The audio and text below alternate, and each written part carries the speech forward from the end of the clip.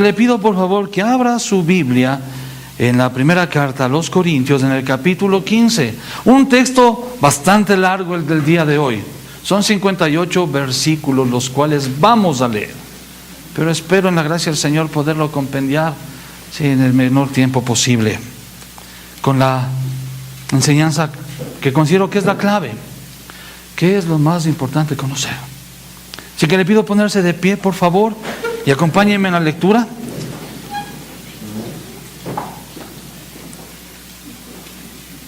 Primera de Corintios capítulo 15. Además os declaro, hermanos, el evangelio que os he predicado, el cual también recibisteis, en el cual también perseveráis, por el cual asimismo, si retenéis la palabra que os he predicado, sois salvos, si no creísteis en vano. Porque primeramente os he enseñado lo que asimismo recibí, que Cristo murió por nuestros pecados conforme a la Escritura, y que fue sepultado y que resucitó al tercer día conforme a las Escrituras, y que apareció a Cefas y después a los 12. Después apareció a más de 500 hermanos a la vez, de los cuales muchos viven aún y otros ya duermen. Después apareció a Jacobo, después a todos los apóstoles, y al último de todos, como a un abortivo, me apareció a mí. Porque yo soy el más pequeño de los apóstoles, que no soy digno de ser llamado apóstol, porque perseguía la iglesia de Dios.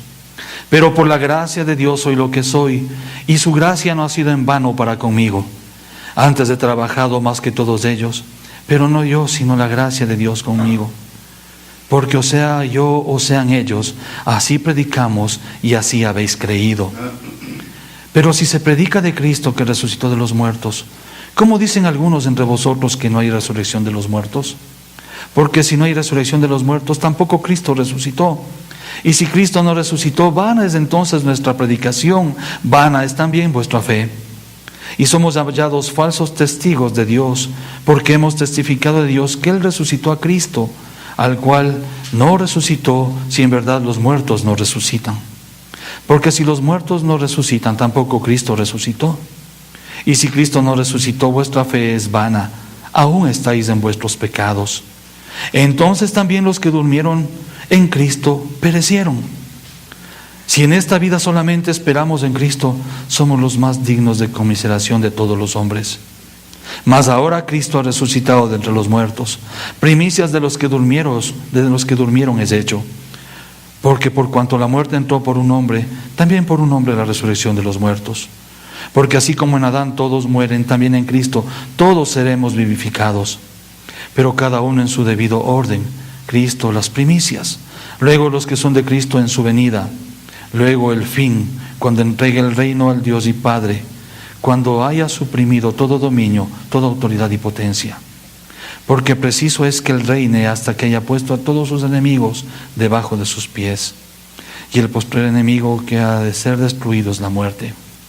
Porque todas las cosas las sujetó debajo de sus pies.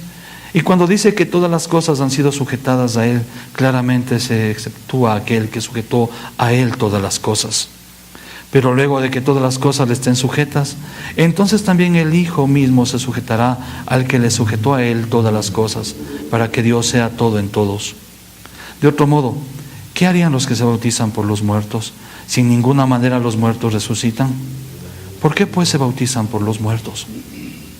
¿Y por qué nosotros peligramos a toda hora?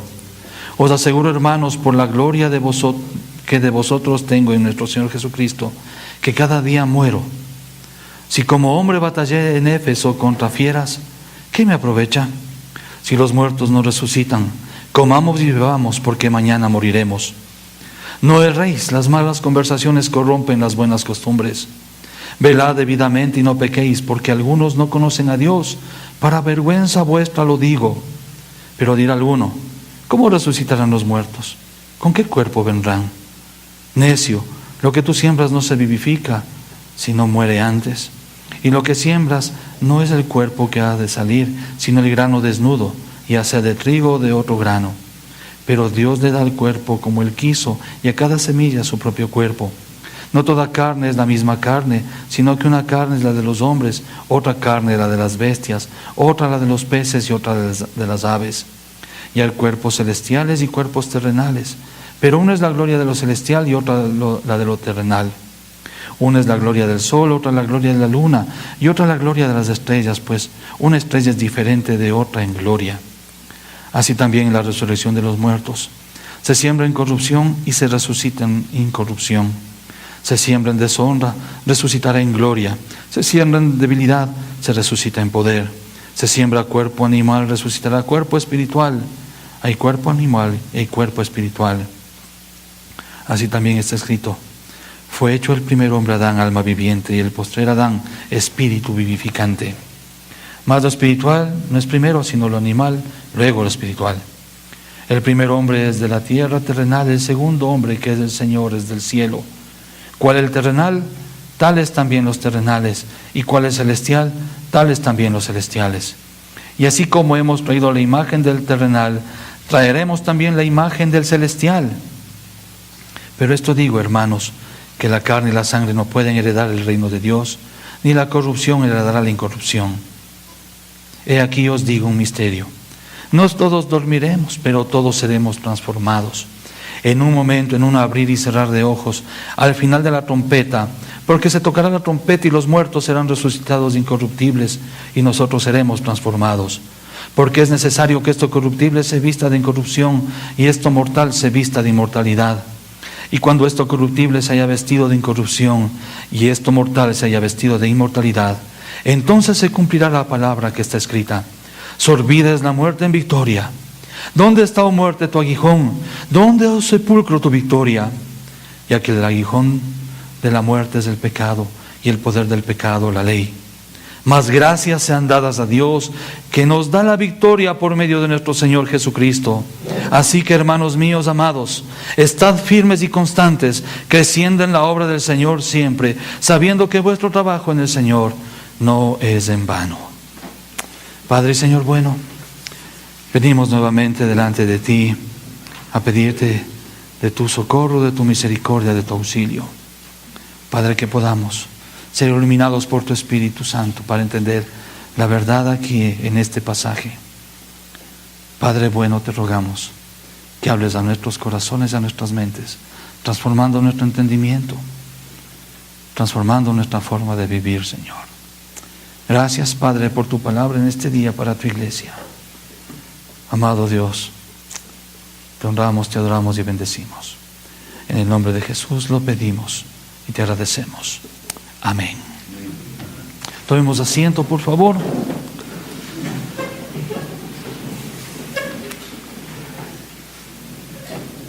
Pablo en este texto está hablando acerca del gravísimo problema que tiene la iglesia en Corintio, su forma de pensar. Los corintios se caracterizaban, como hemos visto, por considerarse los más espirituales. Se consideraban los más sabios. Incluso algunos creían que eran mejores que Pablo. Pablo los ha reprendido, haciéndoles ver que su conocimiento, que su sabiduría no está basada en la sabiduría de Dios, sino que por el contrario, su sabiduría es la sabiduría caída, la sabiduría del hombre, la sabiduría humana. Y eso lo ha visto, y Pablo lo trató desde el capítulo 1. Hermanos, ustedes se creen sabios, pero su sabiduría es terrenal. Ahora nuevamente va a tener que topar este asunto de su sabiduría, lo que ellos conocen, lo que ellos creen, lo que ellos saben, que ha sido trastornado por la forma de pensar que se ha inmiscuido dentro de la congregación. Por eso es necesario que Él les recuerde. Él tiene que tomarse su tiempo nuevamente para recordarles aquella verdad que es necesaria retener, porque es el fundamento de su vida. Pablo va a decirles a los hermanos en Corinto: hermanos, el más grande conocimiento que el hombre puede alcanzar es el conocimiento del Evangelio. Debemos entender el Evangelio, dice Pablo. Eso es lo más importante. Hemos dicho, los corintios descansaban en su sabiduría humana, descansaban en sus dones extraordinarios. lo cual los ha llevado a comportamientos incorrectos. Por ello, Pablo vuelve nuevamente a recordarles la verdad fundamental. El mayor conocimiento, dice Pablo, que ustedes pueden tener y del cual sí deberían jactarse, es el conocimiento del Evangelio de Cristo, el cual yo ya les enseñé. Recuerden, hermanos, dice, pasé 1 año y medio con ustedes enseñándoles ¿qué cosa? El Evangelio. El Evangelio, dice. Recuerden, hermanos de Corinto, 1 año y medio con ustedes enseñándoles el Evangelio de Cristo. Me detuve, utilicé mi tiempo para que ustedes entiendan y comprendan esta verdad, porque es la más importante para sus vidas. No escatimé, estuve con ustedes día y noche, predicándoles y enseñándoles acerca de esta gran verdad. Y este Evangelio fue recibido por ustedes.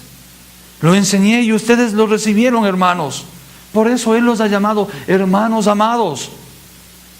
Él está claro, Él está seguro que ese Evangelio fue recibido por estos hermanos. Este Evangelio transformó, cambió a los corintios, a estos hermanos en la iglesia. Y este Evangelio, Él es testigo que los ha hecho perseverar. Por eso es necesario, dice, vuelvan a recordar lo que es el Evangelio, porque los ha transformado y en Él perseveran. ¿Por qué? Porque vuestra fe no ha sido vana.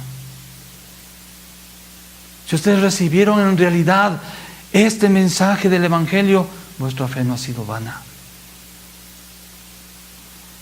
Pero la pregunta surge, ¿qué es el Evangelio? ¿Qué es el Evangelio? Nosotros hablamos del Evangelio. El Evangelio es la buena noticia. La buena noticia, eso quiere decir Evangelio. La buena noticia que tenemos. Pero eso implica que hay una mala noticia. La existencia de una buena noticia implica necesariamente la existencia de una mala noticia. ¿Y cuál es la mala noticia? Pues la mala noticia es que todos hemos pecado y estamos destituidos de la gloria de Dios. Todos hemos pecado. Todos estamos destituidos de la gloria de Dios. Estamos condenados a la muerte eterna. Esta muerte que no es algo normal, es algo que fue introducido. No es algo de la creación de Dios, es algo de la obra del hombre. La causa del pecado, la consecuencia del pecado es la muerte. Todos, ¿sí?, estamos con este enemigo, la muerte. Esa es la mala noticia. Todos vamos a morir. Y no solo la muerte física, sino que la mala noticia es que la muerte ha llegado a los hombres, la separación total de Dios. La muerte, como hemos dicho, no es algo normal, es algo como consecuencia de nuestro pecado, porque la paga del pecado es la muerte. Toda la humanidad es rebelde a su Creador, es enemiga de Dios. Y esto no depende de las circunstancias en las que nos toque vivir. Todos, no importa la situación económica, no importa la preparación profesional, no importa la educación, el estatus social, el abolengo, las relaciones que podamos tener claves en nuestra vida. Nada de eso importa. Todos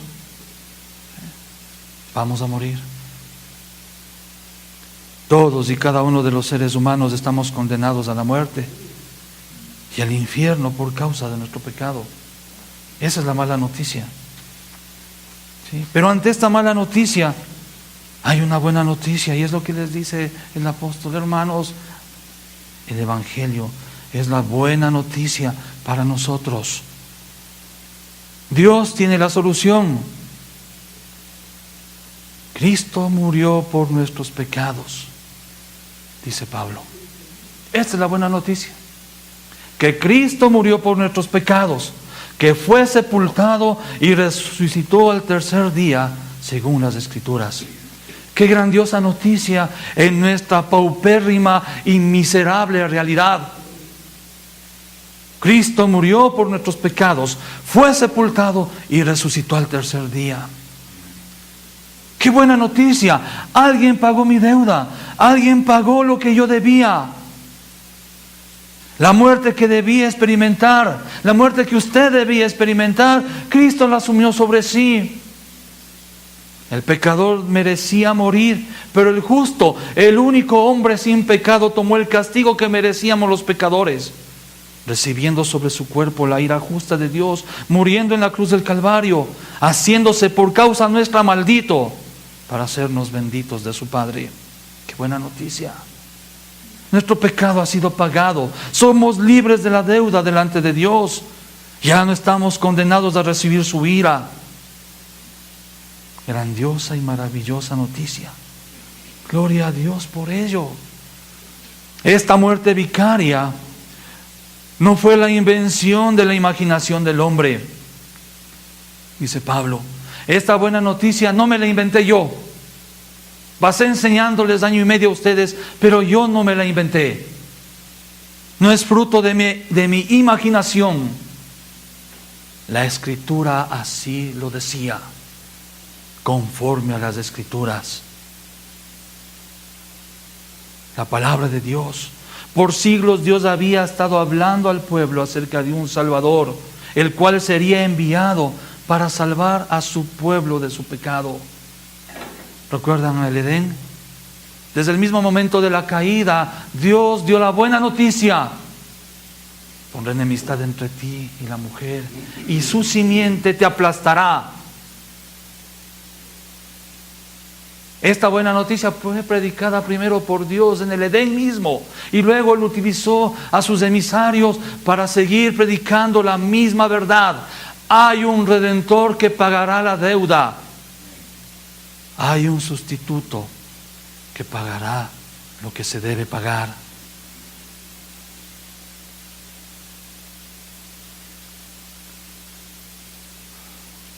Y vemos a lo largo de la Escritura, vez tras vez, la misma promesa. Dios proveyendo un cordero sacrificial,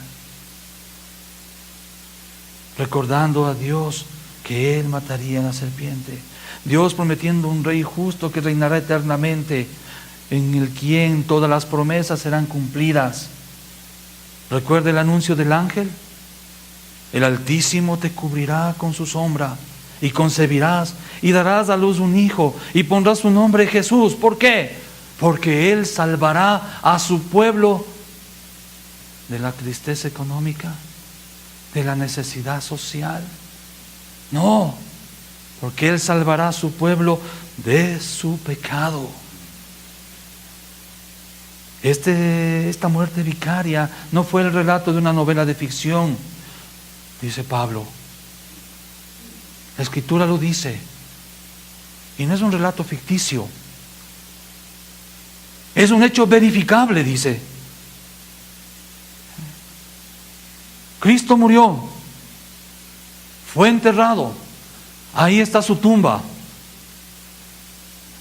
Ese cuerpo, su cuerpo fue puesto en una tumba vacía, una tumba nueva, una tumba por estrenar. Porque Él no tenía donde reposar cabeza. Porque entre los ricos fue en su muerte. Un rico ofreció su tumba para poner ahí el cuerpo del maestro. Ahí está la tumba, dice. Es un hecho verificable. Vayan y constaten la tumba. A la hora nona, pueden preguntar, hermanos Corinto, a la hora novena, mientras las tinieblas cubrían la tierra, la ira de Dios era descargada sobre su Hijo, el cual entrega su vida delante del Padre. El Hijo moría exclamando, todo ha sido consumado. Y para verificar eso, hermanos corintios, ahí está el testimonio de aquellos que le lancetearon, para comprobar mismo que había muerto, que no fue una invención, que no fue una situación de que Él estuvo solo dormido y después se levantó. o que fue solo un delirio de toda la comunidad. Fue una verdad porque su costado fue lanceteado y de su corazón no brotó sino agua mezclada con sangre. Evidencia médica de la muerte, lo que después testificaría Lucas, el médico amado. Este evangelio que predico de la muerte del Mesías no es inventado, es un hecho histórico comprobable. Hay una tumba real, es tan real, ¿sí?, que el mismo Poncio Pilatos preguntó: ¿ya murió? Y el centurión le dijo: sí, ya está muerto. Entonces pónganle en la tumba y séllenle para que nadie tome ese cuerpo. Y el sello del imperio fue puesto para evitar que nadie se acerque y robe el cuerpo, porque el cuerpo del Señor estaba muerto. Y no solo con eso, sino que más de 60 hombres aproximadamente estuvieron alrededor custodiando que nadie se acerque. Hay evidencia, dice. El rey había muerto. El rey de los judíos había muerto. La muerte de Jesús es real, no fue una invención. Hay registro histórico que avala que el maestro fue sepultado y hay una tumba que lo evidencia. Ayer estaba escuchando Hechos y Verdades, lo que es el programa en el canal 4 en la noche. Sí. Mitos de la Biblia. ¿Existió realmente Jesús? Fue el último de los grandes mitos de estos pobres hombres que están cegados por el enemigo y lastimosamente condenados si la obra de Dios no sucede en sus corazones. Aunque tengan PhDs, sean grandes faranduleros de la televisión, ¿sí?, no hablan, sino lo que habla el hombre caído. Y decía, ¿sí?, no hay un registro en realidad verdadero de que Jesús haya existido. Lo cuentan unos evangelios, pero no hay una evidencia cierta, decía. Pablo está diciendo: hermanos, hay una evidencia cierta. La tumba donde fue sepultado está ahí. Ahí está la tumba.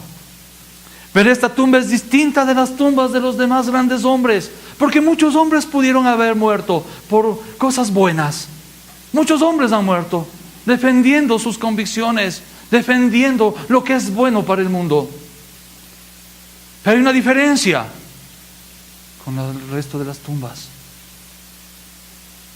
La tumba que está ahí está vacía, porque Él resucitó al tercer día, según las Escrituras.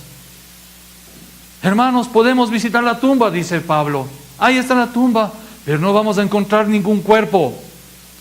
Podemos visitar el resto de tumbas y encontraremos ahí huesos y restos de los hombres.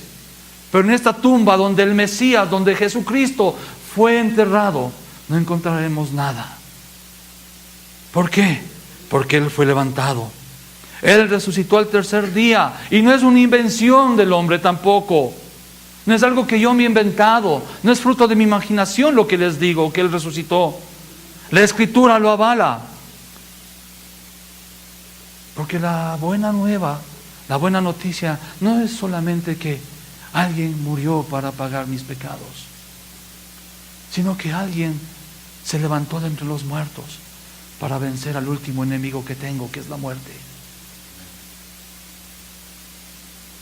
Este Mesías venció al pecado para que su victoria sea mi victoria. Ya no soy esclavo del pecado, porque Él venció esa esclavitud. Y también ya no soy esclavo de la muerte. Hermanos, ya no somos esclavos de la muerte, dice Pablo. ¿Por qué? Porque Él se levantó de la muerte. Él la venció. Y eso fue ya antes dicho en la Escritura. Y ya se habló de ello. El mismo Señor Jesús proclamó su victoria sobre la muerte. Destruid este templo y en 3 días yo lo levantaré. ¿Ustedes quieren una señal? pues no les voy a dar la señal de un cirquero. No les voy a dar la señal de alguien que entretiene a aquellos que están perdidos. Les voy a dar la señal, por la señal de Jonás. 3 días estaré en el vientre de la tierra y me levantaré. Pablo dice, esa buena noticia, ¿sí?, es la resurrección. La buena noticia es la victoria sobre el pecado, cuando Cristo lo paga en la cruz del Calvario. Y la buena noticia es el vencer a la muerte, el levantarse de entre los muertos, cuando Cristo fue resucitado, cuando el último enemigo fue vencido. Esa victoria no es invento del hombre, es comprobable, dice Pablo. Y comienza ahí a dar una serie de evidencias que avalan la resurrección, para que vean los hermanos en Corinto que no fue una invención. Pues él, que es el que resucitó, se presentó a Cefas, dice. Ahí está Pedrito, él lo vio. Y no solo él, sino los discípulos, los 12 también le vieron. Entre ellos estaba Tomás, el incrédulo. Y el Señor le dijo, pon tu mano, toca, yo mismo soy. ¿Y qué hizo Tomás el incrédulo? Mi Dios y mi Rey. Ah, porque me has visto, lo declaras. Bienaventurados aquellos que solo por el testimonio crean que yo soy el Rey. Y no solo eso, sino que a más de 500 Él se presentó. Y muchos de ellos aún están vivos. Hermanos, pueden ir y preguntar. Aún hay vivos hermanos que están ahí, viejitos aún, pero están aún viviendo. Vayan y pregunten si es cierto. Y ellos van a testificar, sí, yo vi a Cristo resucitado. Y después se presentó a todos los discípulos. Cuando ascendió, todos le vieron. Fue un evento público. Fue un evento público. No fue algo a escondidas. No fue algo solo de unos poquitos. Fue un evento público. 500 personas estuvieron ahí. Y por último dice, yo soy testigo de ello. Yo soy testigo de ello. Yo lo vi. Él me dio el privilegio y la bendición de verlo cara a cara. ¿Y quién soy yo? Dice, yo soy un abortivo.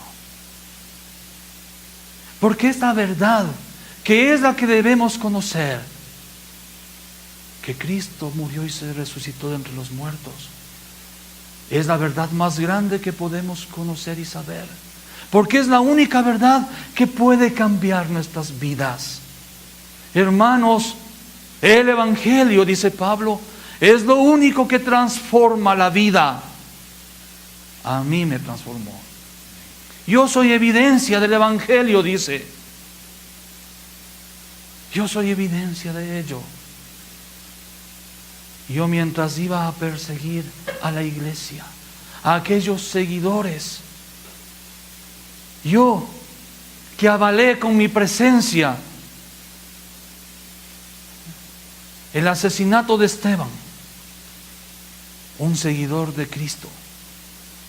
Yo, cuando saqué las credenciales necesarias para perseguir a todos los creyentes de este Jesús, e iba con todas mis fuerzas y con todo mi ahínco para tomarlos presos y matarles, Él tuvo misericordia, dice. Y como al último de los apóstoles, no debería ni siquiera llamarme apóstol, porque ¿cómo era mi vida? ¿Qué era yo? Un asesino, dice Pablo. Tenía todo el conocimiento necesario, había sido instruido con los mejores maestros. Mi maestro fue Gamaliel. Eso era yo, el más grande asesino. Y Él tuvo la misericordia y se me mostró. El Evangelio se evidenció en mi vida. Vi al Mesías resucitado. Mi vida fue transformada y de un perseguidor fui convertido en un seguidor. Y de un asesino Fui transformado en un predicador. Esa es la verdad más grande, hermanos, dice. Es el Evangelio. Nada más es importante. Que el Mesías murió y resucitó. Lo demás no tiene sentido. Este es el mayor conocimiento que el hombre puede tener. Que Jesús murió por nuestros pecados y resucitó de la muerte, venciéndola, para que yo ya no sea esclavo ni del pecado ni de la muerte.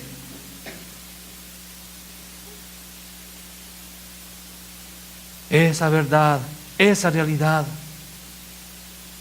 es la más importante. No hay mayor conocimiento que el hombre pueda alcanzar sino este. Los PhDs que alcance, los logros que obtenga, no se comparan a esta sencilla verdad. Que Él fue levantado de la tumba, venciendo a mi último enemigo. Y este evangelio proclamado, es la única esperanza que tenemos en nuestra vida mientras trajinamos en este valle, dice Pablo. Esta verdad es nuestra única esperanza. Comienza Pablo a hablar. ¿Sí? Ustedes, hermanos, están diciendo que ya no hay resurrección. Dentro de la congregación se habían levantado voces que enseñaban que no hay resurrección corporal de los muertos. Posiblemente estaban enseñando que la resurrección era simplemente espiritual. ¿Sí?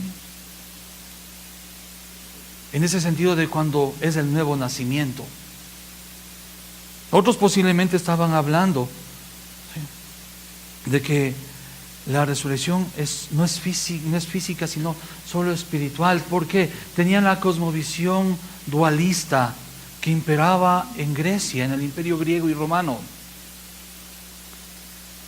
Y ya Pablo ha hablado de esta realidad antes. Dicho, hermanos, ustedes están equivocados. ¿Por qué? Porque están pensando que el cuerpo es malo. Si solo lo espiritual es bueno. ¿Sí? Porque esa es la cosmovisión griega, filosófica. ¿Sí? El espíritu, el mundo de las ideas, es lo que tiene valor, es lo que es bueno. Pero en cambio el mundo corporal, es decir, este cuerpo en el cual está preso el espíritu, es malo. ¿Sí? Es maligno. Por eso nada bueno tiene este cuerpo, decían los griegos. Entonces ese pensamiento filtró en la iglesia diciendo, si es malo el cuerpo, no va a resucitar el cuerpo, lo único que necesitamos es lo espiritual. Y ahí está la resurrección, en el espíritu. Porque el cuerpo es malo.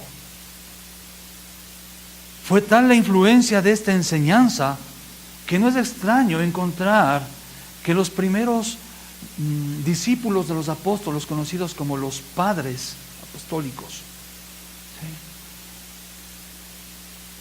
en su enseñanza estipularon claramente esta verdad de la resurrección del cuerpo. El credo apostólico, que es el compendio de teología del primer y del segundo siglo.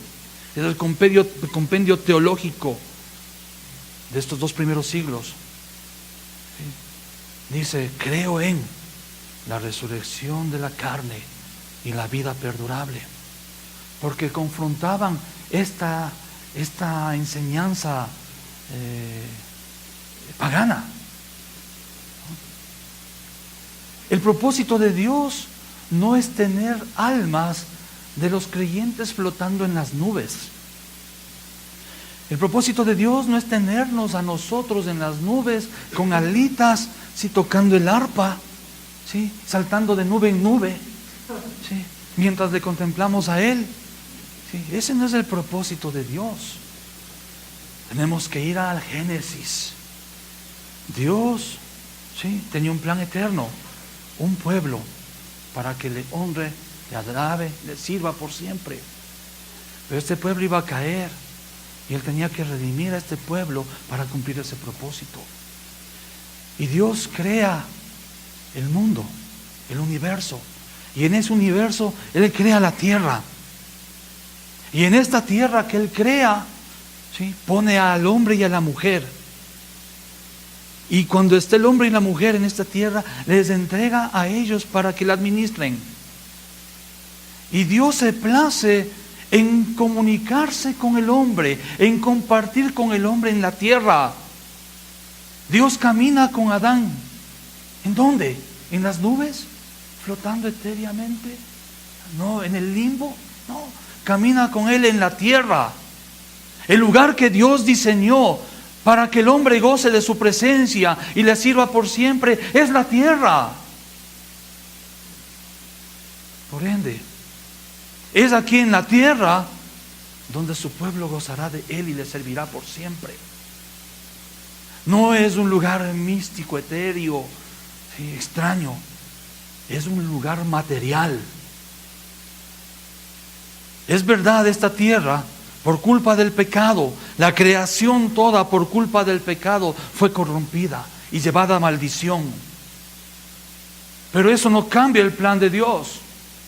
Es en esta tierra que Él va a recrear, que Él va a restaurar, que Él va a redimir en el final de los tiempos, donde su pueblo va a gozar de su presencia y le va a servir. ¿Y cómo va a servirle en un mundo material? Pues también de forma material, con un cuerpo material, pero transformado. Y Pablo continúa tratando este punto a lo largo de esta parte de la carta. Es la resurrección de la carne. La evidencia, la certidumbre de la resurrección de Cristo es el aval para la resurrección de la carne. Dios va a transformar este cuerpo decadente, este cuerpo miserable, este cuerpo condenado ¿a qué? A la enfermedad y a la muerte. Dios lo va a transformar, dice Pablo. Hermanos, ustedes están equivocados si piensan que este cuerpo es malo.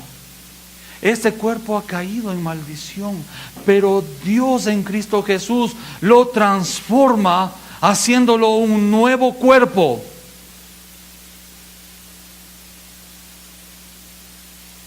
¿Y cuándo va a darse eso? Luego de la muerte, dice. Experimentaremos la muerte. Y los que no experimentaremos la muerte, lo mismo que habla después a los tesalonicenses, seremos transformados, dice. ¿Por qué? Porque Dios va a compartir la eternidad con su pueblo y lo va a hacer de una manera física. Cristo con su pueblo por siempre y su pueblo físicamente, pero con un cuerpo distinto, ya no el mismo. No con este cuerpo que le da gripe, este cuerpo que cada vez se pone más achacoso, este cuerpo que ya a cierta edad ya comienza a enfermarse de todo, que ya a cierta edad ya no puede subir las gradas, este cuerpo que cada vez se va poniendo con más manchas, este cuerpo que cada vez se va arrugando, y este cuerpo que algún momento va a dejar de tener vida. Este cuerpo no puede entrar, porque este cuerpo está sujeto aún a la maldición por el pecado. Pero el Señor transformará este cuerpo en un abrir y cerrar de ojos, dice, cuando la trompeta suene, cuando los muertos en Cristo resucitarán primero, serán levantados de sus tumbas, sus cuerpos de una manera poderosa, no misteriosa, poderosa, que no podemos entender. Serán transformados de corrupción a incorrupción. y entrarán a la presencia del Señor por siempre. Hermanos, dice Corintios, están equivocados ustedes pensando que no hay esa resurrección, porque es necesaria para el cumplimiento del plan de Dios de estar con su pueblo por siempre y ser servido y adorado por este pueblo. Es imposible que en esta condición caída podamos adorarle como Él merece y como Él exige. Por eso es necesario que este cuerpo sea transformado para poder cumplir el propósito de adorarle y servirle por siempre, de gozar de su presencia por siempre.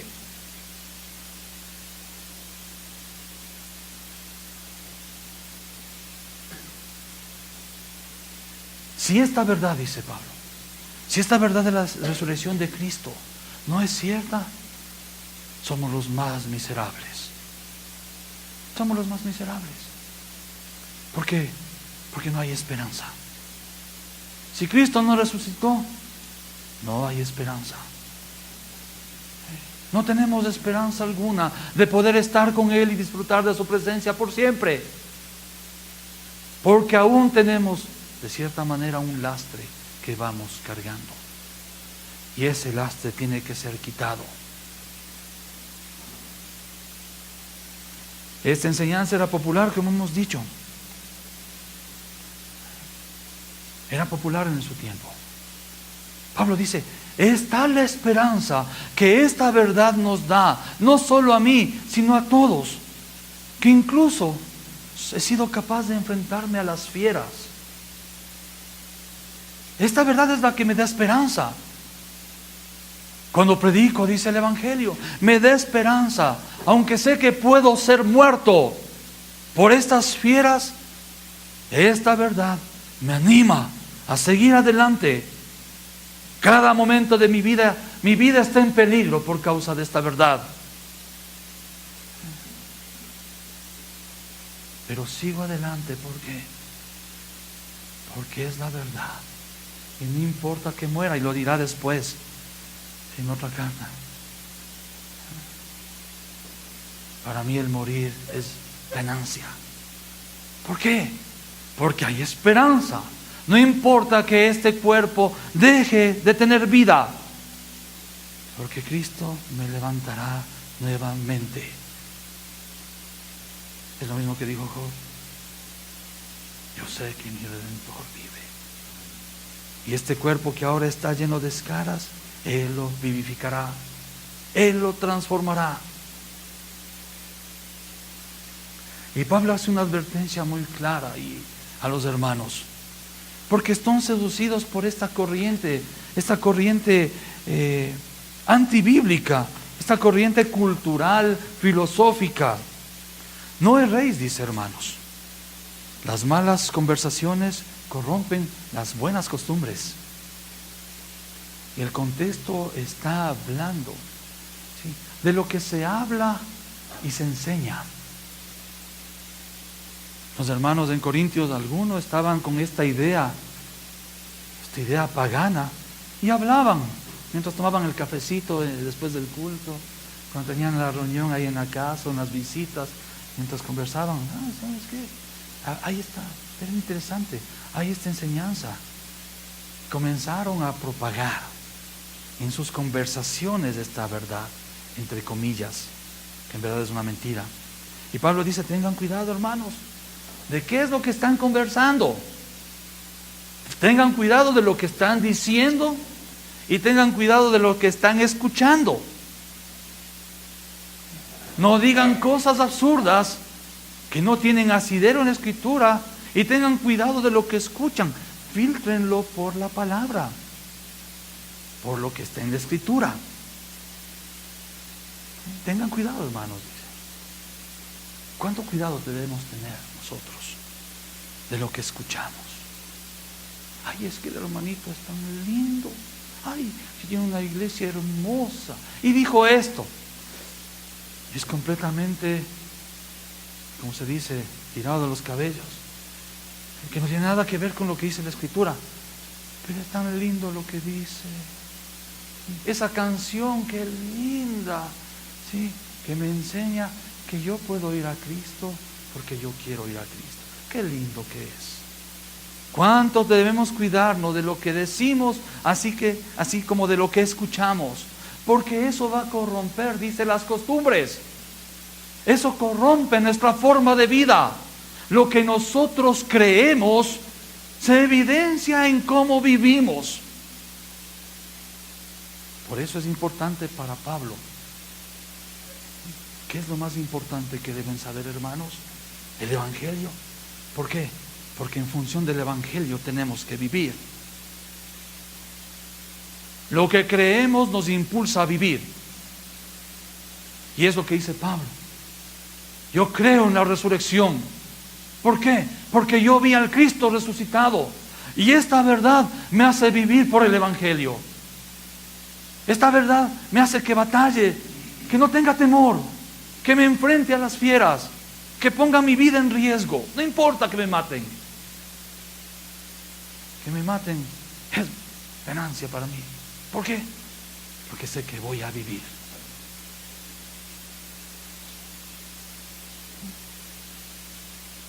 Y después Pablo hace unas comparaciones con el grano, diciendo, enseñando esta verdad de que, porque hay la pregunta, entonces, ¿cómo vamos a resucitar? ¿Qué cuerpo tendremos? ¿Vamos a tener alitas? ¿Vamos a tener la misma cara? Si yo soy ya viejito, ¿voy a ser joven cuando resucite? ¿Y si soy niño, cuando resucite, voy a ser adulto? ¿Qué voy a hacer? ¿Qué forma voy a tener? Pablo dice, hermano, no se preocupen de eso. Lo importante, dice, es saber que esto que fue sembrado en corrupción, como el grano que es sembrado y muere, así esto que está sembrado en corrupción, al morir, se le ha levantado en gloria. Porque debe vestirse de gloria para estar en la presencia de Dios. Porque esa es la esperanza. Esa es la esperanza. ¿Cuánto sufrimiento tenemos en este cuerpo que vivimos? ¿Cuántas lágrimas de angustia y dolor hemos experimentado en este cuerpo? ¿Cuánto dolor, cuánta angustia aún tendremos que experimentar en este cuerpo? No sé mañana qué noticias haya. No sé mañana qué pase con este cuerpo. Lo que sé es que va a envejecer. Cada vez va a ponerse más oxidado. Cada vez va a ser más difícil moverlo. Llegará un momento posiblemente en que no pueda ni moverlo. Y alguien tendrá que moverlo por mí. Y va a llegar el momento en que este cuerpo dejará de moverse. Dejará de pasar sangre por sus venas. Esa es la gran verdad. Y esa verdad es la verdad que vivimos en este cuerpo decadente. Pero el Evangelio nos trae la bendita esperanza. Esto pasará. La enfermedad que acarrea mi cuerpo pasará. El dolor que experimenta mi cuerpo va a pasar. Ahora es atenuado por las medicinas, es atenuado por las dosis farmacéuticas. Pero llegará el momento que no necesitará nada de eso. Ya no tendrá dolor, ya no sufrirá de enfermedad, ya no envejecerá, se moverá al 100%, porque va a servir a su Señor. Es la esperanza que le mueve a Pablo. Esa es la esperanza que le mueve, porque el Evangelio es la esperanza. Y finaliza, ¿cómo finaliza Pablo esta defensa de la resurrección? De la única manera en que se puede finalizar, con un canto de victoria. Es la única manera, porque el Evangelio es la victoria total y absoluta del Redentor. Y esa victoria es nuestra. Y Pablo termina, ¿sí?, hablando de la resurrección, proclamando la victoria total. Y cuando esto corruptible se haya vestido de incorrupción y esto mortal se haya vestido de inmortalidad, entonces se cumplirán las palabras que están escritas. Sorbida es la muerte en victoria. ¿Dónde está, oh muerte, tu aguijón? ¿Dónde, oh sepulcro, tu victoria? ¿Se da cuenta? Esa esperanza es la que tenemos. La esperanza de la victoria. El último enemigo al que nos vamos a enfrentar es la muerte. Pero ese enemigo ha sido ya vencido. No tiene poder sobre nosotros. Nuestros cuerpos no quedarán ahí en el sepulcro. Serán levantados del sepulcro. No importa en qué se hayan convertido al pasar los años. Posiblemente sea solo un resto de huesos, o posiblemente sea solo restos de polvo. Posiblemente ni eso siquiera. Pero la tumba, el sepulcro, no los va a contener. Mi cuerpo no será contenido en un sepulcro. ¿Por qué? Porque tampoco el cuerpo de mi Señor pudo ser contenido. Él se levantó y de la misma manera me levantará. Ya que el aguijón de la muerte es el pecado y el poder del pecado la ley. Mas gracias sean dadas a Dios. No podemos decir más que eso. Gracias Dios por la victoria, que no es nuestra. ¿Por qué? Porque esta victoria nos ha sido dada por medio de nuestro Señor Jesucristo. Así termina Pablo esta defensa. Comienza con el Evangelio y termina con el Evangelio. Así que, hermanos amados, sí, no os pongáis tristes, dice.